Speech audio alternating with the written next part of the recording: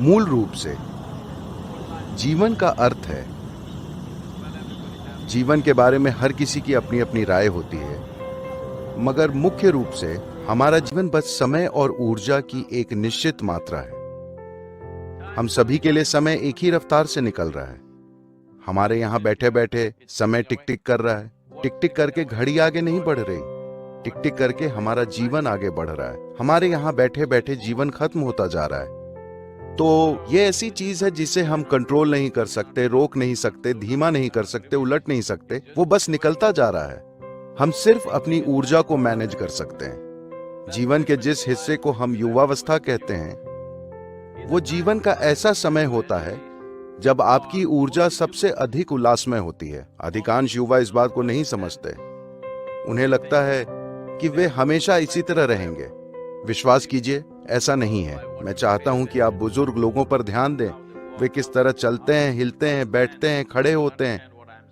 आप समझ जाएंगे कि मैं क्या कह रहा हूं। ऊर्जा का ये स्तर, उल्लास का ये स्तर हमेशा आपके साथ नहीं होगा। सिर्फ जीवन के इसी हिस्से में, जिसे हम जवानी कहते हैं, ये संभव होता है। तो जब आपकी ऊर्जा अपने चरम पर होती है, अगर आप अपने जीवन में थोड़ी स्पष्टता और संतुलन ले आए,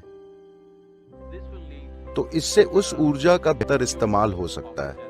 वरना ये उल्लास आपके जीवन में आपके खिलाफ जा सकता है।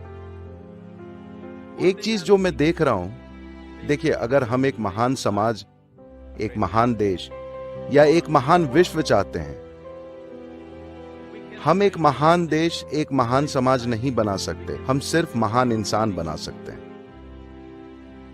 महान इंसान कैसे बनते हैं?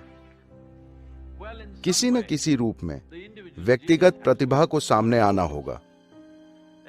हर एक मनुष्य, चाहे वो कोई भी हो, हर किसी में एक खास प्रतिभा होती है। मगर मेरा आंकलन यह है कि दुनिया में जितने लोग इस धरती पर अपनी प्रतिभा को प्रकट कर पाते हैं, वे 1% से भी कम हैं।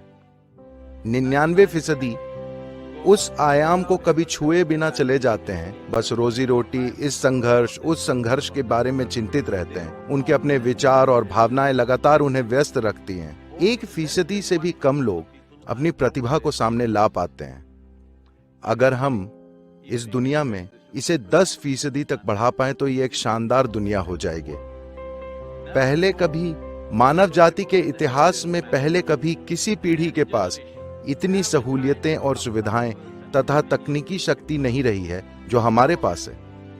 हम सबसे सशक्त पीढ़ी हैं, मगर ये सशक्तिकरण हमारे जीवन को कैसे सशक्त करेगा?